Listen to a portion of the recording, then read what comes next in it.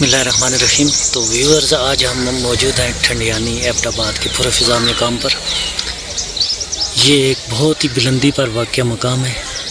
اس کے کوثاروں اور اس کی بلند چوٹیوں پہ میں اس وقت بیٹھا ہوں۔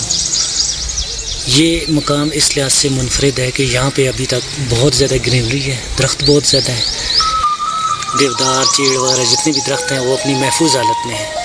باقی جگہوں پہ اگر آپ جائیں تو یہ ہے کہ آپ کو درختوں کی کمی محسوس ہوتی ہے۔ لاسٹ ٹائم میرا وزٹ تھا مالم جبہ میں، وہاں پہ کافی چوٹیوں پہ میں نے درختوں کو کم حالت میں دیکھا۔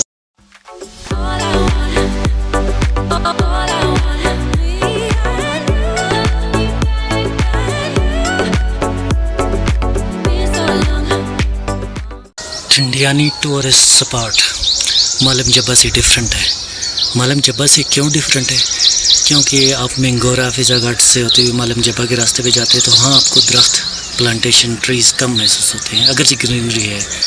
لیکن اس کے برعکس جب آپ ایبٹ آباد سے ٹھنڈیانی کی طرف روانہ ہوتے ہیں، جیسی بلندیوں کی طرف پہنچتے ہیں تو آپ کو بہت زیادہ ہیوج مقدار میں آپ کو درخت نظر آتے ہیں، اور درخت بھی کون سے کونیفرز درخت، دیودار، چیڑ وغیرہ کے، اور یہ محفوظ حالت میں ہے۔ ان ذخیروں کو محفوظ رکھا گیا ہے۔ ہمارے جتنے بھی شمالی علاقہ جاتے ہیں اب ان کا یہی مسئلہ بنتا جا رہا ہے کہ پہاڑ نیکڈ ہوتے جا رہے ہیں، ماؤنٹینز نیکڈ ہوتے جا رہی ہیں، چوٹیاں نیکڈ ہیں۔ اگرچہ چوٹیوں پہ سبزہ گرینری زیادہ ہوتی ہے لیکن نسبتاً کم پہاڑیاں پھر بالکل ہی بیلڈ ہوتی ہیں، جس سے ان کا فطرتی حسن متاثر ہو رہا ہے۔ لیکن یہاں آپ کے ٹھنڈیانی میں آپ کو یہ محسوس نہیں ہوتا کہ اس کا فطرتی حسن متاثر ہوا۔